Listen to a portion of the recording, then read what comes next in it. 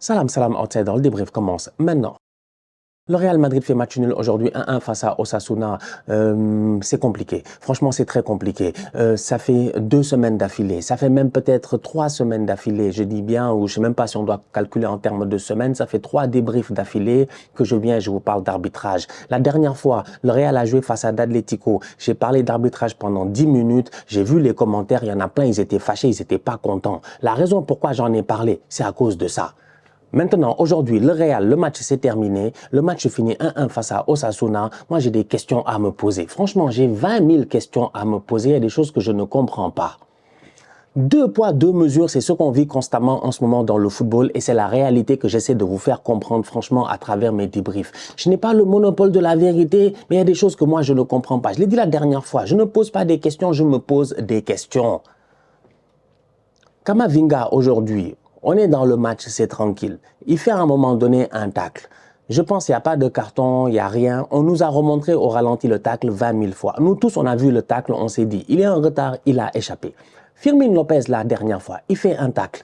Même pas, ils ont réfléchi, ils sont allés, je pense, à la VAR, ils ont double-check ou quoi que ce soit. Je ne me rappelle même plus qu'ils étaient allés à la VAR ou quoi que ce soit. Mais en tout cas, ça valait un carton rouge. Je me pose des questions, en fait. Comment est-ce qu'on juge maintenant, finalement ?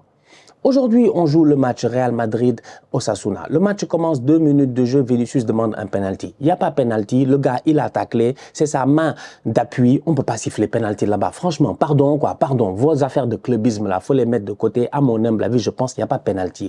Par contre, quelques secondes plus tard, Vinicius rentre dans la surface de réparation, je pense côté droit, il se fait faucher, le contact il est léger, à vitesse réelle tu ne le vois pas, au ralenti quand tu le vois, je suis désolé, il y a penalty.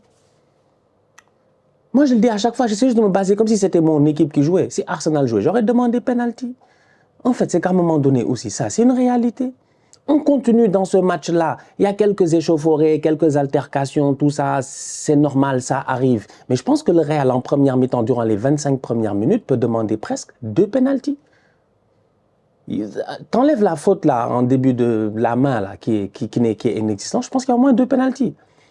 Carlo Ancelotti prend un carton jaune, l'arbitre vient lui parler pendant 1 minute pour lui dire de se calmer et tout cela parce que Carlo demande une main. Bon, c'est discutable et tout, mais là encore, ça va pas à la VAR, il n'y a pas de double check-up. C'est pas grave. Bellingham prend un carton rouge parce qu'il a dit quelque chose à l'arbitre, je ne sais pas, il l'a insulté, ça aussi peut-être, faut en parler, je ne sais pas. Moi j'ai envie de parler de football, mais la vérité c'est que l'arbitrage aujourd'hui c'est ce qui est en train d'attirer toute l'attention. On me dit que Bellingham a utilisé le F-word en anglais. Le F-word, quand tu rajoutes un off après, franchement, si tu es allé à Londres un peu, en Angleterre, tu as traîné avec les boys britanniques là, tu sais qu'ils ont l'habitude de te sortir ça, dépendamment de l'intonation dans laquelle ils te le sortent. En anglais, il y a quelque chose qui est très important, les profs d'anglais vont te le dire, le emphasis en anglais. En anglais, si je dis F-off, et je dis F-off, et je dis F-off, ou F-off, ça dépend de comment tu le dis, le meaning peut être différent, tu vois. Mais quand je dis F-you, ça c'est différent. Et là encore une fois même, le emphasis peut changer quelque chose. Bref, je ne suis pas là pour dédouaner Jude Bellingham. Il a dit quelque chose qu'il ne doit pas dire à l'arbitre. L'arbitre lui a donné un carton. J'attends de voir le rapport de l'arbitre et de voir à peu près ce qu'il s'est dit. Voir les vidéos de El Chiringuito, là, quand ils vont faire les lèvres pour nous expliquer qu'est-ce qui a été dit, tu vois, et tout ça. Donc moi, j'attends juste à ce moment-là, tu vois. Mais je me pose juste quelques questions dans ce match-là. Le penalty qui est donné aujourd'hui à cette équipe de Osasuna, là, c'est le même penalty qui est donné à Tchouaméni contre Tchouaméni la semaine passée. J'étais venu, j'avais parlé de l'esprit et de la lettre en disant qu'à mon humble avis, il n'y avait pas penalty. Aujourd'hui, moi, je reste sur ma même position. Il n'y a pas penalty. Pour moi, l'action est déjà passée. Le gars a frappé le ballon. Camavinga est en retard. Le geste n'a pas l'air méchant. Dans la lettre, elle est simple. La lettre, c'est la loi. Il l'a touché, il y a contact, il y a penalty. L'esprit, c'est d'essayer de contextualiser, te dire est-ce que là tu donnes penalty ou pas. Personnellement, je ne donne pas. La même manière que la semaine passée, j'aurais pas donné de penalty Tchouaméni contre Lino dans le derby Atlético-Real Madrid. Donc du coup, eux, ils sont cohérents. Ils ont donné penalty 2 semaines d'affilée. Moi, je suis cohérent. J'aurais pas donné penalty 2 semaines d'affilée. Ça nous amène à quoi? Au fait que l'arbitrage est très subjectif. C'est une question d'interprétation. C'est ce que j'avais à dire sur l'arbitrage aujourd'hui, franchement. Maintenant que chacun fasse ce qu'il veut, les gens sont fâchés, c'est comme ça, c'est le football et tout. Je l'ai dit la dernière fois, en fait, il y a beaucoup de parieurs, il y a beaucoup de boys, ils ont parié, donc du coup, ça les énerve. victoire du Real aujourd'hui. Quand tu regardes, normalement, le Real peut gagner ce match-là, même si Osasuna est une belle équipe, ils sont dangereux, ils sont très forts et tout, tu vois, ils sont quand même très, très fatigants. Le Real peut gagner ce match-là parce que les 10-15 premières minutes du Real sont incroyables. De la même manière qu'ils ont joué face à Manchester City. Ils étaient au top pendant 15 minutes, franchement. Pendant les 15 premières minutes, Vinicius, il y a une tête, il doit la claquer, il doit marquer. Il doit marquer.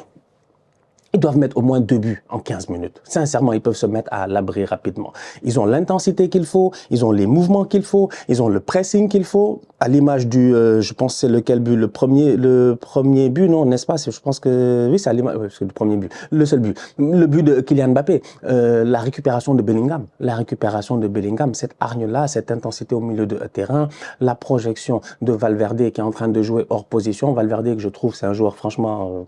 Franchement, je sais que vous êtes là à parler du fait qu'il court beaucoup, machin et tout, mais Fede Valverde, c'est le genre de mec, en fait, aujourd'hui à Arsenal, j'ai pas de neuf, je le mets en pointe. Il va se débrouiller, il va claquer un but. C'est le boy. Tu sais que lui, quand il était petit au quartier, il jouait tous les postes. Il jouait vraiment tous les postes. On l'a mis au milieu parce qu'il peut courir partout. Tu le mets sur le côté, il te fait un top match en tant que latéral droit aujourd'hui. En plus de cela, si je ne me trompe pas, quand même, les ailiers de cette équipe-là, c'est pas des tocards, les Zaragoza et puis tout cela. Valverde, il se gère, il se projette. La passe décisive est magnifique. Kylian Mbappé vient pour finir cette occasion-là. Et une autre occasion aussi, un centre de Mbappé, Vinicius, il doit claquer. Le but, il rate. Ça aussi, il faut en parler un peu. Vini, il est là dans le match. Vous voulez parler de football? Vous voulez parler de football? On va pas parler d'arbitrage. Non, oublions l'arbitrage, parlons de football. Parce que c'est ce qu'on m'a dit. On me critique, Stan, oui, tu veux parler d'arbitrage. Alors que l'arbitrage est important, mais ce n'est important que tant que ça ne vous touche pas. Parlons de football. Vini dans le match, mais claque ton but. Vini, claque ton but, c'est dommage, il doit claquer son but. Normalement, il y a un superbe centre de Kylian Mbappé, il met une reprise, un plat du pied, mais malheureusement très mou, très faible, qui va directement dans la niche du gardien. Et ça, là-bas, moi, personnellement, je lui en veux. Donc, je regarde cette équipe du Real là aujourd'hui, je me dis, ils ont fait un match nul, c'est vrai.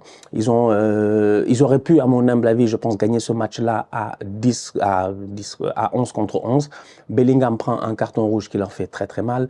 Jude Bellingham, à la minute où il est plus là, tu es en infériorité numérique en termes d'intensité Osasuna, mais vraiment le pied sur l'accélérateur. Et en deuxième mi-temps, c'est ce qu'ils ont fait, cette équipe d'Osasuna. Ils sont allés chercher la situation pour aller chercher leur but. Ils peuvent remercier Thibaut Courtois d'avoir fait un très bon match pour leur avoir permis au moins de partir avec le point du match nul dans ce match-là.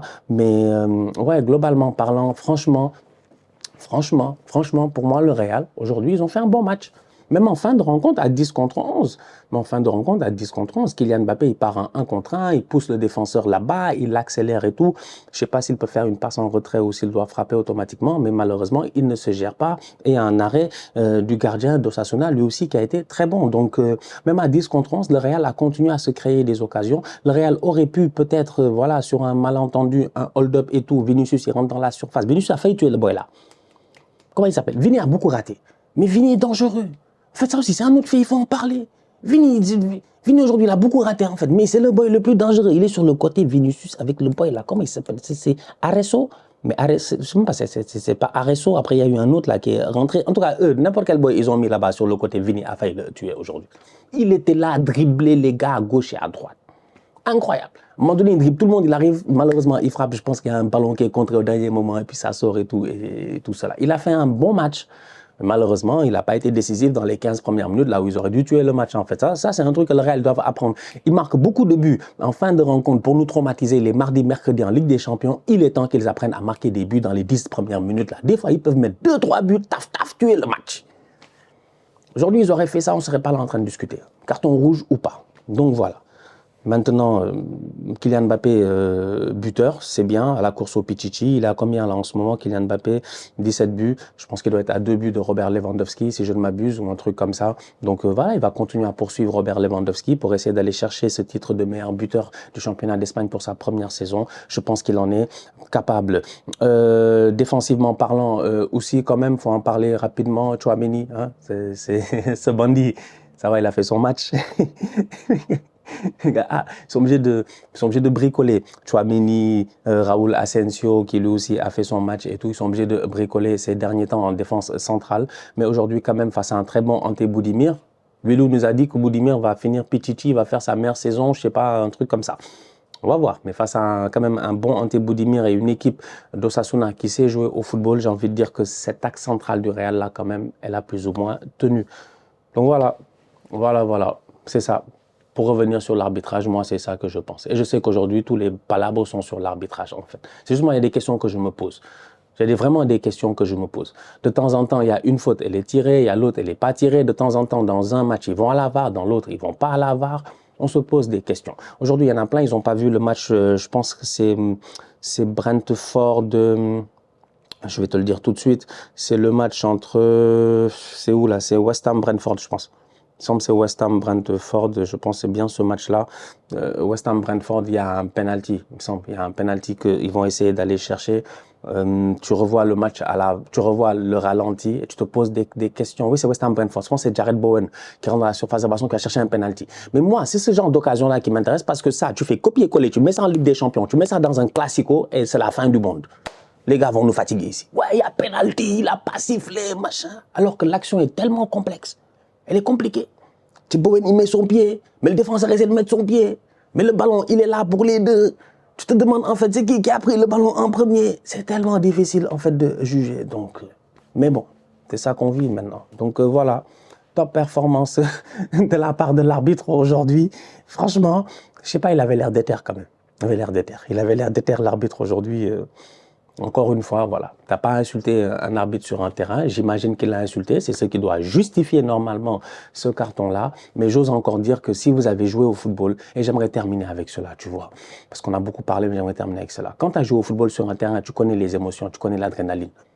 Ça arrive, ça arrive. Des fois, tu es sur un terrain, tu viens, il y a faute, il y a machin, tu cries sa maman comme ça, tu vois, tu as crié sa mère. Mais est-ce que ça veut dire vraiment tu as insulté le gars de mère? Non. Mais c'est des réflexes, on ne doit même pas avoir, c'est pas des bons réflexes, franchement, en toute honnêteté. Mais écrit son père. On doit se gérer déjà, nous on doit se gérer déjà. Nous-mêmes on doit se gérer. Donc, des fois il y a des trucs qu'on dit sur un terrain. Bon voilà, maintenant l'arbitre c'est l'autorité. C'est l'autorité, gars, je sais pas. Un gendarme t'arrête. La loi est de les cours de droit outsider. Ah oui, oui, the letter of the law, the spirit of the law, je dis bien, tu vois. C'est une question de la lettre et de l'esprit. C'est simple. C'est très très simple. Un policier t'arrête. Il te donne ta contravention. Tu prends la contravention. Il te dit, monsieur, bonne journée. Tu le regardes, tu lui dis F quelque chose. Ah, peut-être il te arrête encore. Il te redonne une deuxième contravention en te disant, c'était quoi le truc? C'est un nom en plus. C'est un nom.